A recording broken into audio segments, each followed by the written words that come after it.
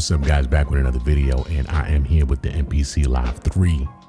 And I don't think I've done a video on the MPCL III since it came out or whatever. So this is not a tutorial, it's not a walkthrough or anything like that. I just wanted to talk about it a little bit because the MPCL III has come off probation now. I'm not gonna send it back. I'm gonna stick with it. I'm gonna keep it. But I got some good news and I got some bad news. Well, the good news is I like it. I do like the sampler. I like the MPCL III. And I haven't done a lot of videos on it because it's not really much to talk about. It's the same old soup, just reheated with a little more bells and whistles, as you can see. But the good news is I do like it. I like the sampler. I would say the bad news, or the not so good news, however you want to look at it, is I don't love it. And you would think by the third round you would love the MPCL III, and a lot of people do love it, actually. A lot of people do love it, but me personally, I don't love it, and I'm going to tell you why. And even on this journey, while it's been on probation, I have opened my eyes to a few things. I was upset about some things initially, not really upset, but just a little surprised, like the screen, for instance, and just little kinks here and there, but nothing is perfect. You know, you work with what you have and you go from there. And at the end of the day, as I always say, it doesn't matter what you use, what you have, as long as you making that fire and you're doing something that feels good to you and feels good to your audience. The reason why I don't love it is it's a live piece of gear. It's not for studio rats. It's not for studio musicians like myself, people who create behind the curtains. This is for producers that do beat sets and they make beats live on the go and all of that. This is what this was designed for.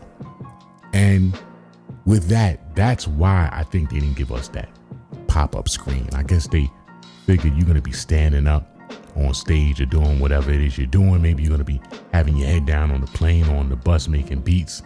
So there's really no need to tilt the screen. Whereas they did tilt the screen on the MPCX, which is their flagship unit for the studio. You're gonna be sitting at your console, so you may need the screen tilted. That's the reason why I don't love it, because I'm not a beat performer. I don't perform my beats. I work in the studio, and that's really where I do a majority of my creating. So that's why I don't love it. I think they finally did what they've been trying to do, which is make this a completely standalone unit. And it does that. And even through this probationary period, I started to come up with these thoughts, not to be a conspiracy theorist or nothing, but I said maybe this is like a live beta box or something where they can remove all the kinks and all the shortcomings with the MPC Live and then put those into the MPCX. I don't know if there's an MPCX 2. There have been talks about that, but nobody knows. And they're gonna put all that good stuff into their flagship studio unit, which is for studio rats and studio musicians. I don't perform arrangements and I don't do beats live, so that's why I don't love this. But I do like it. I do.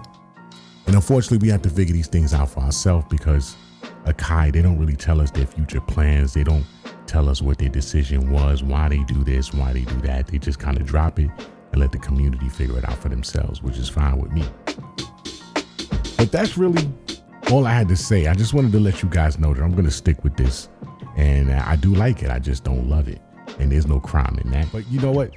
Before we even get into anything else, let me also address some folks who have been asking.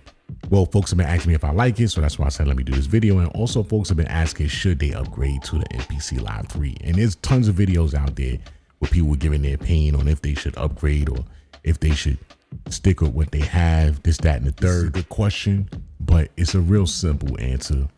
If you're bored with your MPCL I or your MPCL II and you have the money, get the 3. If you feel like it's gonna reignite your excitement as it did for me, because my Live 2 was parked. My Live 2 was actually parked for a long time. It just sat in the case. I wasn't using it. I didn't do anything. I just didn't like it. I didn't feel a connection to it. By the way, anybody wants a Live 2, hit me up behind the scenes, and I'm gonna actually get rid of my Live 2 because I really don't have a need for it since I'm gonna stick with this. So it's in pristine condition. It even has the flight case, all of that stuff. So if you're interested at all, hit me up behind the scenes and let's see, maybe we could work something out. Somebody was saying that you know, hold on to it and it might be a classic and all of that. I don't think so, because they were saying that that's going to be like the last of the real groove boxes because this is like too tied into a computer. But I really don't think so, because this is actually a groove box, because you don't need to actually connect this to the computer. It does everything within the box. I don't think it's going to be a classic, but I think it's, if you want an MPC Live 2 for a good price, I think this is the time to get it. Honestly, you don't need the MPC Live 3 at all. Absolutely not. If you're making heat on the Live 1 and you're making heat on the Live 2, why would you need to get a Live 3? Just pay the extra upgrade and get the Pro Pack and keep doing what you've been doing. Don't fall into the trap of the MPC Live 3, because no, you don't need it. Yeah, this is cool, man. I like this. But that's it, man. I'm gonna get on out of here, guys. And I just wanted to chime in and let you know that I'm gonna hold on to this, and maybe I'll do some content, maybe not, who knows, right? But it's a really cool sampler and it does what it needs to do. And that's really all it counts. But I'm out of here, guys. Until next time, keep doing what you do. Keep banging out those beats. And if you got a Live 1 or Live 2, keep doing what you're doing.